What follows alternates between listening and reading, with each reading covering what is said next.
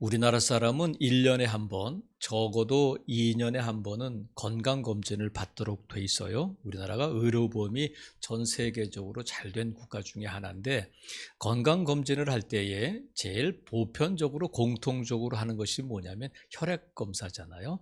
그래서 좀 비싸게 주면 혈액검사를 통해서 여러 가지 질병을 알게 되고, 좀 저렴한 것은 또 좀 좁게 나오고 그래요.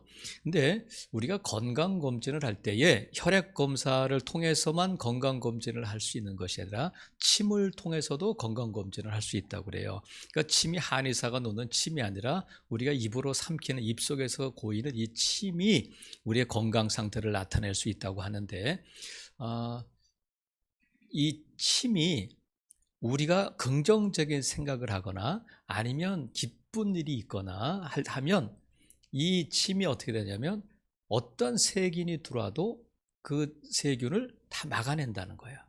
반대로 우리가 염려가 있고 짜증이 있고 근심이 있고 불안하고 두려울 때에 그 침 속에다가 세균을 갖다 넣으면 2시간도 안 돼서 그 세균이 30배, 40배로 증식된다는 거야.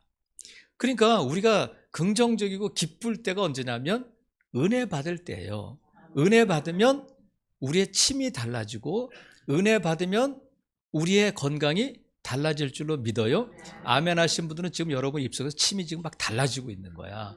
그래서 하나님께서 우리에게 심령의 은혜를 주시는데 그 은혜가 우리 몸으로 나타난단 말이죠. 그래서 우리가 은혜 받고 기쁘고 감동받을 때에 엔돌핀, 다이돌핀이 나오고, 또 그것이 마음의 양약이 되어서 저와 여러분을 건강하게 할 줄로 믿어요. 그렇다고 여러분, 우리가 이 은혜 받을 때, 하나님께서 은혜 주실 때에 예배를 통해서 은혜를 주시니까 하나님께서 저와 여러분에게 은혜 베푸시기를 원하셔서 이 자리에 불러주신 줄로 믿어요. 그래서 모두가 아멘하고 다 은혜를 받는데 꼭 은혜를 받았는지 못 받았는지 모르는 사람들이 있어요.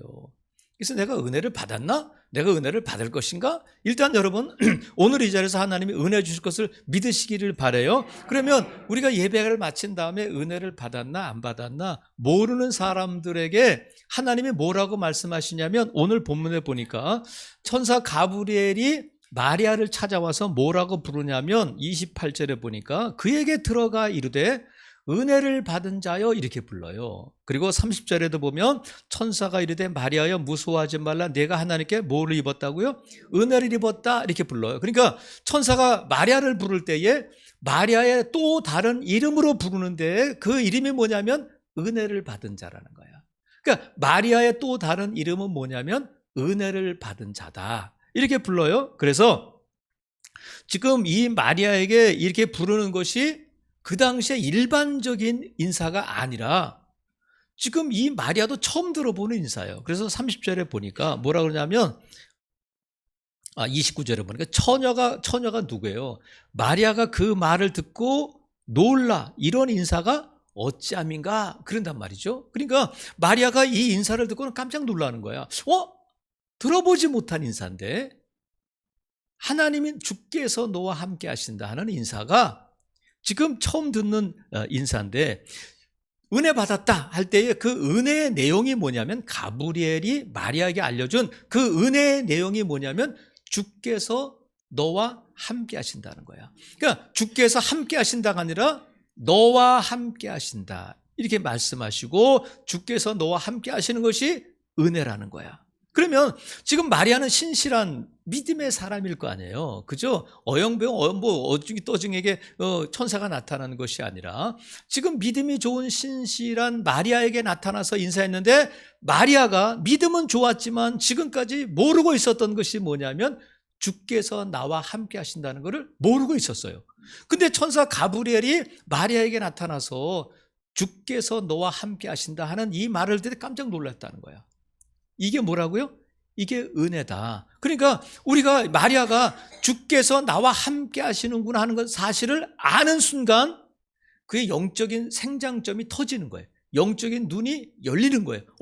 하나님이 주께서 나와 함께 하신다는 그 놀라운 사실을 알게 되면서 그의 영적인 눈이 열리게 된단 말이죠. 그래서 저와 여러분 오늘 이 자리에서 뭐 그렇지 뭐 너무 당연하지 뭐 나도 알고 있어 이런 것이 아니라 실제적으로 우리가 예배할 때에 말씀을 들을 때에 하나님께서 나와 함께 하신 것이 확 믿어지고 그것이 내 온 몸으로 그것이 느껴지고 그것이 은혜임을 깨닫게 될 때에 여러분의 영적인 눈이 열리고 여러분의 영적인 성장이 생장점이 터지는 이 자리가 될 줄로 믿습니다. 야곱이 형 에서를 피해서 바단 아람으로 가잖아요.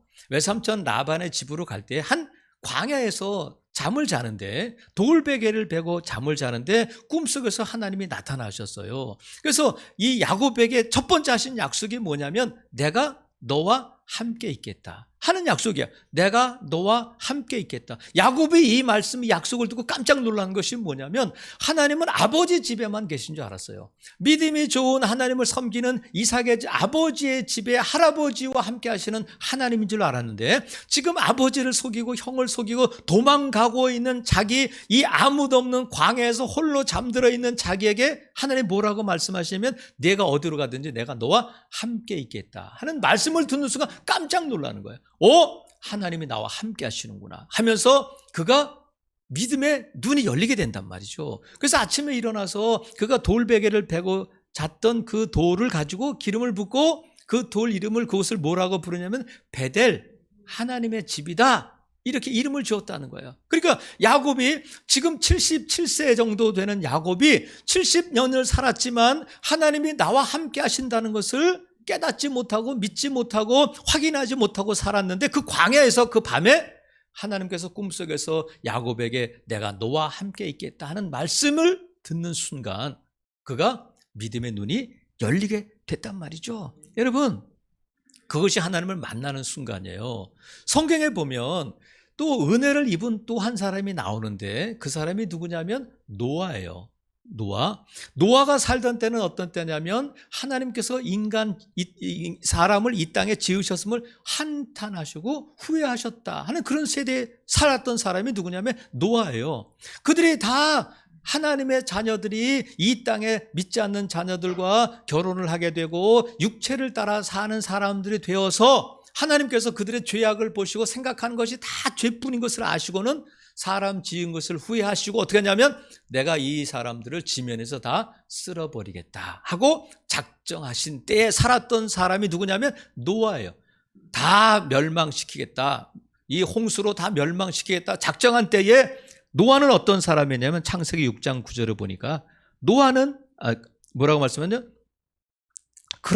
그러나 노아는 은혜를 입었더라. 이렇게 돼 있어요. 그러나 하나님께서 다 멸망시키기로 작정하셨지만 그러나 노아는 은혜를 입었더라. 이렇게 돼 있어요. 그러니까 노아는 누구냐면 하나님께 은혜를 입은 자가 되었다.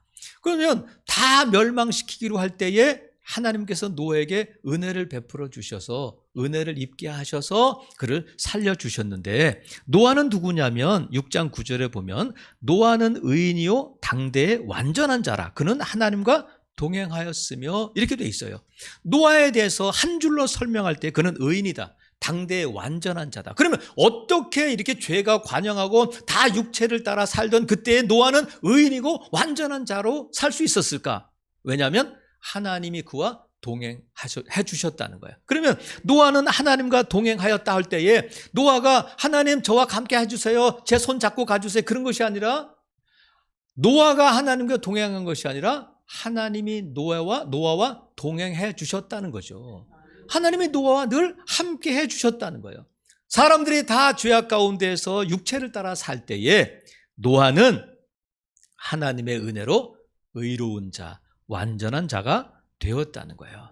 살아계시는 성도 여러분, 그러면 저와 여러분은 예수님께서 임마누엘 되신 예수님께서 제자들에게 뭐라고 말씀하시면 승천하실 때에 볼지어다 내가 세상 끝날까지 너희와 항상 함께 있겠다 약속해 주셨어요. 그러면 저와 여러분이 이 말씀에 아멘하고 그래 예수님이 나와 항상 함께 하셔 하는 것을 믿는다고 고백하지만 오늘 이 자리에서 마리아가 노아가 야곱이 놀랬던 것처럼 당연히 그런 줄 알았는데 하나님이 나와 함께 하시는구나 하는 것을 여러분이 깨닫게 되고 믿게 될 때에 저와 여러분의 영적인 눈이 열리게 될 줄로 믿습니다. 그것이 여러분의 믿음이 성장하게 되는 계기가 된단 말이에요. 뭐 그렇지 너 당연한 거 아니야? 이런 것이 아니라 그것이 믿어지는 거야. 그래서 하나님께서 뭐라고 말씀하셨냐면 믿음이 없이는 하나님을 기쁘시게 할 수 없는데 그 믿음이 어떤 거냐면 그가 계신 것을 믿어야 한다는 거야.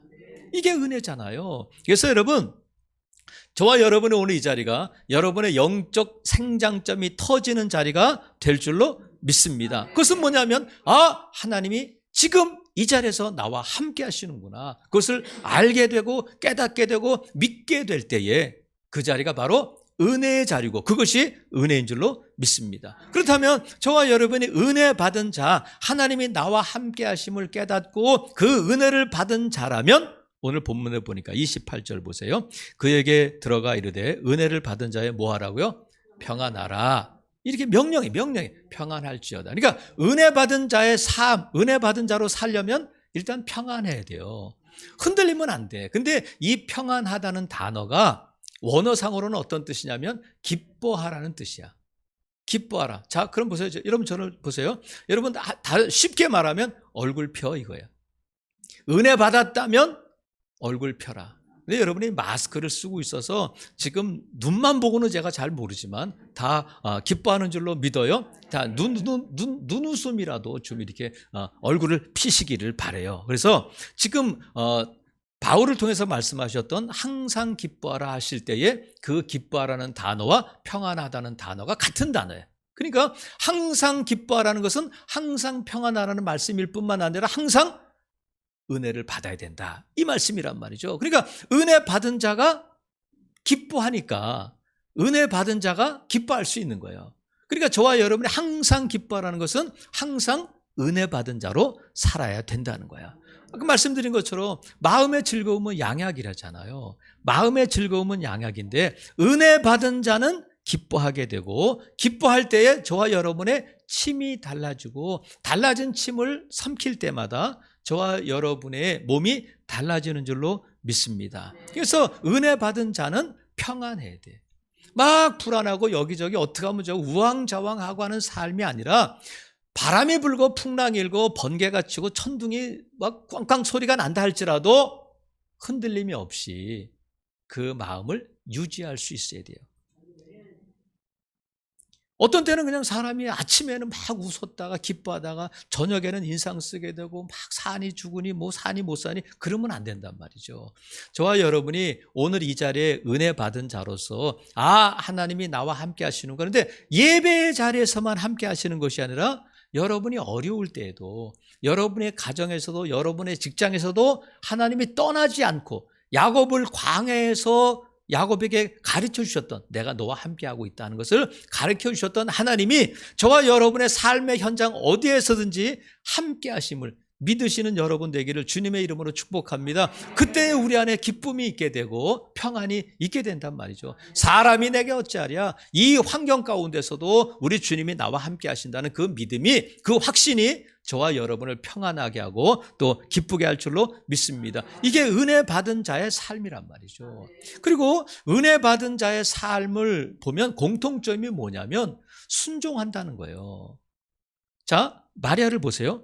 평안할지어다 주께서 너와 함께 하시도다. 이게 은혜였는데 은혜 받고 나서 38절 보세요. 마리아가 이르되 주의 여종이오니 못대로 말씀대로 내게 이루어지다 하며 천사가 떠나갔다는 거야. 여기서 말씀대로 내게 이루어지다 할 때 이 말씀이 뭐냐면 로고스의 말씀이 아니라 레마의 말씀이야. 베드로가 깊은 데로 가서 그물을 내려 고기를 잡으라 할 때 말씀에 의지해서 내가 그물을 내리겠습니다. 그 말씀이 레마야. 근데 여기서 지금 주의 여종은이 말씀대로 할 때 이 말씀은 누구에게 하신 말씀이냐면 많은 사람들에게 하신 말씀이 아니라 오직 마리아에게 하신 말씀이란 말이죠. 그 말씀을 받아들이고 지금 이 마리아가 말씀대로 내가 이루어지다 하는 것은 뭐냐면 처녀가 잉태하여 아들을 낳는 일인데 이것은 지금 돌에 맞아 죽을 일이잖아요. 그러니까 하나님의 말씀이 가브리엘을 통해서 하신 말씀이 마리아를 죽이는 말씀일 수도 있어요. 죽이는 말씀일 수도 있지만 그러면 아멘 하면 되지. 그런 게 아니라 생각처럼 쉽지 않은 거예요. 지금 10대에 지금 어린 소녀가 이제 결혼도 안 했는데 배가 불러고 임신을 하게 될 때 사람들에게 뭐라고 말할까? 내가 10개월 동안 그냥 집에 가만히 있어도 애를 낳으면 뭐라고 말할까? 얼마나 많은 생각이 있겠어요. 근데 말씀대로 내게 이루어지다고 순종할 때에 하나님이 역사하신 줄로 믿어요. 내 계획, 내 욕심, 내 생각대로가 아니라 말씀대로 하는 것이 순종인 줄로 믿습니다. 열심을 내서 했는데 그것이 순종이 아닐 수도 있단 말이죠. 노아는 어때요? 하나님께서 노아에게 뭐라고 말씀하시냐면 방주를 만들어라. 방주를 만들어라. 근데 어디서 만드냐면 산에서 만들라는 거예요. 근데 방주를 1년, 2년, 10년 동안 만드는 것이 아니라 120년 동안 방주를 만드는데 120년 동안 비가 안 온 거예요. 사람들이 뭐라고 그러겠어요? 미친 노인네 아니야. 아이들이 손주가 태어나고 증손주가 태어나면 할아버지에게 또 물어볼 거 아니야. 아버지한테. 노아는 뭐 하는 사람이에요? 직업이 뭐예요? 몰라. 배를 저렇게 만든단다. 아니 지금 멀쩡한 하늘 비도 안 오는데 저렇게 배를 만들어가지고 뭐 어떻게 하겠다는 거냐. 야, 배를 봐봐. 얼마나 큰 배인지 지금 온 가족이 매달려가지고 지금 저 일을 하고 있는 거야 하면서 미친 사람 취급했을 거 아니에요. 그런데 하나님께서 방주를 만들 때에 너 알아서 좀 만들어봐. 그렇게 하시지 않고 무슨 재료로 어떻게 만들지를 설계도까지 자세하게 알려주셨어요. 그러니까 노아가 120년 동안 방주를 만들 때에 과학도 발달되고 또 배를 만드는 기술도 발달되고 새로운 재료도 나오고 했겠지만 더 좋은 재료로 더 좋은 방법으로 더 튼튼하게 만들기 위해서 자기 생각대로 하면 안 되고 말씀하신 대로 만들어야 방주가 될 줄로 믿습니다. 노아가 방주를 만들었고 또 하나 배를 만들었는데 방주보다 배가 더 튼튼하고 엔진도 튼튼하고 훨씬 더 좋아 보여요. 하지만 이것은 배일 뿐이고 방주일 수는 없다. 왜? 방주는 하나님이 말씀하신 대로 만들어야 방주가 되는 거예요. 그래서 창세기 6장 22절에 보면 뭐라고 말씀하고 있느냐면 노아가 그와 같이 하여 하나님이 자기에게 명하신 대로 다 준행하였더라. 명하신 대로 재료도 방법도 하나님이 말씀하신 대로 방주를 지었다는 거예요. 말씀하신 대로 하는 것이 순종인 줄로 믿습니다. 그러면 중간에 내가 내 생각대로 내 방법대로가 아니라 하나님께서 말씀하실 때에 내 마음에 내 지식에 내 상식에 안 맞을 수도 있어요. 하지만 그럼에도 불구하고 내 주님 아멘 할 때에 그것이 순종이 된단 말이죠. 내가 열심히 주를 위해 살고 주를 위해 헌신했는데 나중에 예수님께서 나 너 몰라 이렇게 하실 수 있다는 거야. 내가 주를 열심을 다해 섬겼는데 내가 내 재산을 다 드리며 섬겼는데 하나님 앞에 갔을 때에 우리 예수님께서 나 너 몰라 이렇게 할 수도 있다는 거야.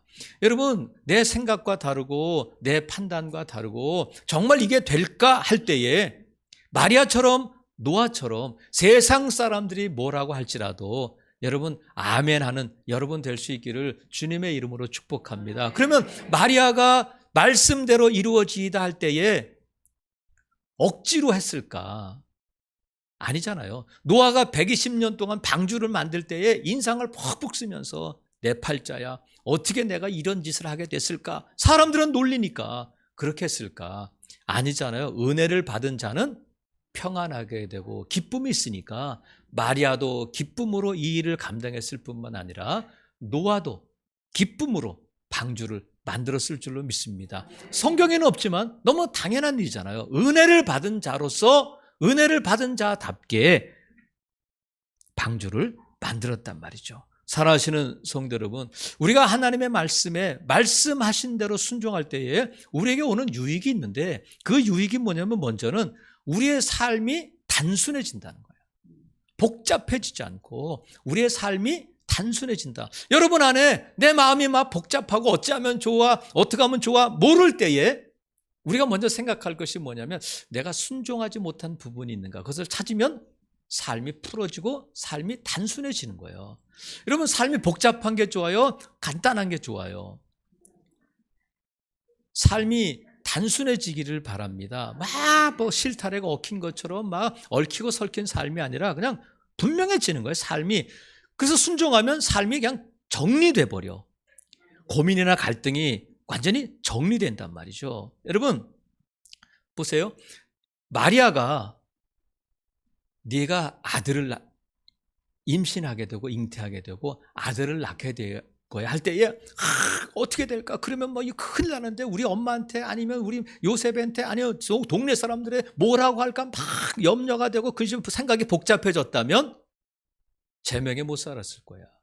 그런데 이런 모든 염려와 근심이 말씀대로 내게 이루어지다 아멘하는 순간 다 풀어진 줄로 믿습니다. 복잡했던 것들이 간단 명료되고 단순해진단 말이죠. 노아가 하나님께서 방주를 만들라고 할 때 하나님 비도 안 오는데 사람들이 나를 놀릴 거예요. 하나님 저도 먹고 살아야 되는데 방주 만들어서 뭐 할게요. 막 만들다가 또 고민하고 만들다 고민하고 하면 제명에 못 살았을 거야.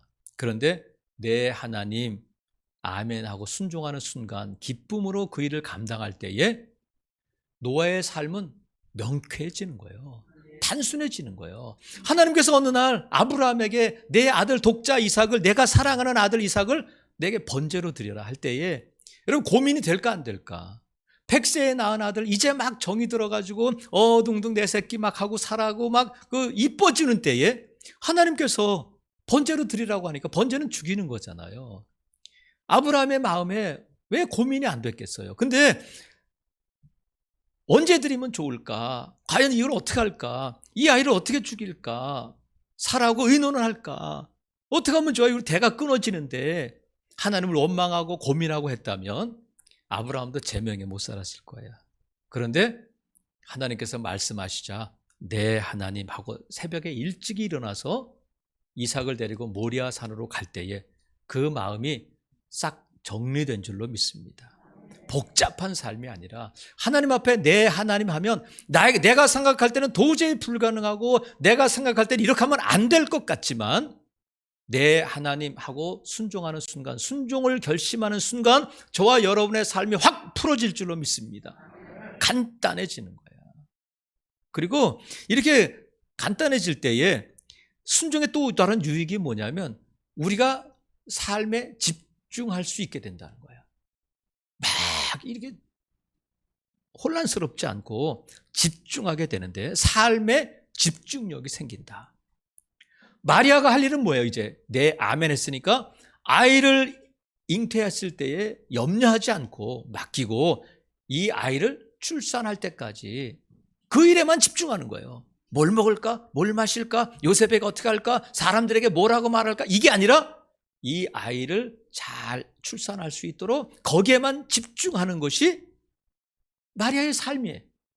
순종하게 되면 우리가 막 여기저기 막 복잡하고 뭘 어떻게 해야 될지 우왕좌왕하지 않게 되고 간단하게 내 삶에 집중하게 된단 말이죠.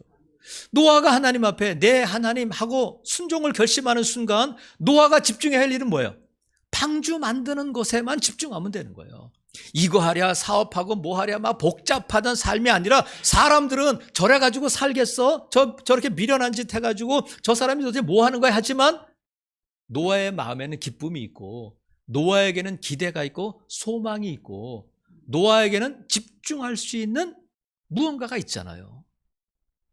사랑하시는 성도 여러분, 물이 이렇게 약한 것 같지만 물을 집중해서 쏘게 되면 쇠도 자르게 되는 거예요. 빛이 이렇게 흩어져 있는 것 같지만 빛을 모아서 집중하면 레이저가 되고 가장 강한 것도 자르고 가장 강한 것도 뚫을 수 있는 무기가 된단 말이죠. 우리의 삶이 얼마나 많은 돈을 벌었나, 많은 돈은 벌었는데 도대체 뭘 한 것일까? 뭘 하며 살았을까? 내가 출세한 것 같고 내가 사람들에게 이름도 남기고 내가 뭔가를 한 것 같지만 돌아보면 나는 뭘 위해 살았을까 하는 허탈감이 들 때 있어요. 여러분 보세요. 마리아에게 예수님이 없다면 저와 여러분이 지금 마리아를 기억하겠어요? 못하겠어요? 마리아는 의미가 없는 거예요.